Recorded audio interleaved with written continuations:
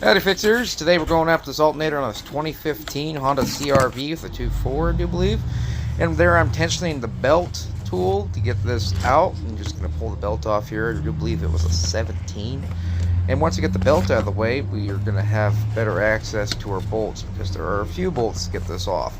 You have to take the tensioner off, and you also have to take the bolts that are hidden behind the tensioner in order to get the alternator off. So here my belt's being slipped off here, and you can get a little better view of things.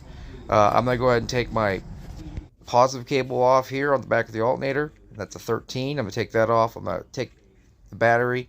I'm going to put a battery saver on the computer, and then I'm going to wrap this up with black tape so nothing arcs out.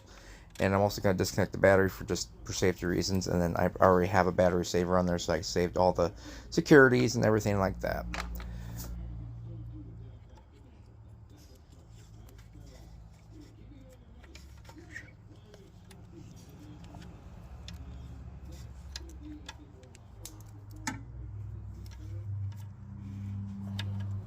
So you're going to have to take this bracket off, the 10mm. Take this bracket off, undo the little connectors here.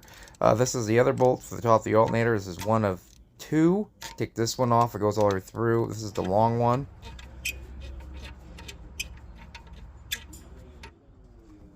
So here there's three bolts on this little tin shield. One at the very bottom, one on the side, one on the other side. They're just kind of hard to get to. So you need like a ratchet wrench or something like that.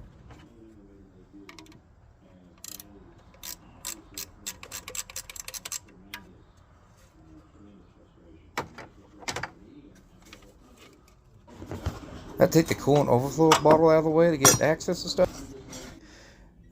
So down here you have the tensioner. That's an 8mm Allen that you have to take off, and also there's another bolt that holds on the shock for the tensioner. So here I am taking the 8mm Allen out, and then after that I'm going to take the bolt that holds the shock for the tensioner out, and it should allow this thing to come free.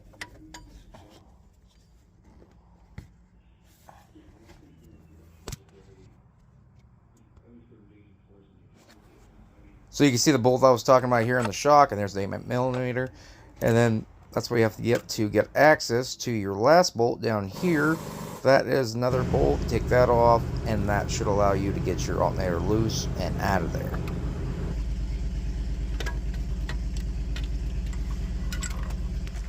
So we're over here at the front bench, and this little washer thing is what keeps your alternator tight. So whenever you tighten it, it squeezes down and makes sure your alternator doesn't move around. I'm just hitting it with a punch on either side, not going crazy because you can break the housing. And then I'm going to give enough room that it'll suck it back in and go on easy.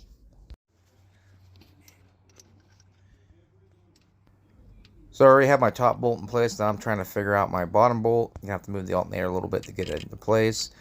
And then we're pretty much on the home stretch going back together.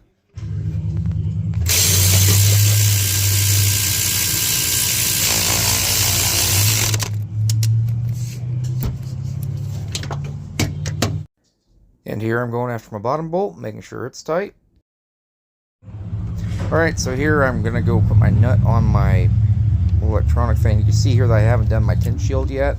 Some people may say it's easier to do that first, but I did it afterwards and I was okay.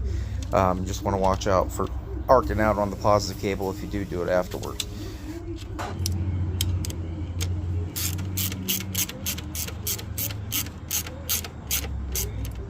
So with those all tight, I'm going to make sure that my hoses that I took off, like this overflow hose, is in the right spot. And then we're going to pan over, and this is what the belt diagram looks like for how your belt goes back on. At least mine looked like, so that's what I used. And after that, we're going to start it, and we're going to check the charging system. And everything looks good. We're charging 14.5 volts. We're good to go. Fixer good. Yeah, fixer.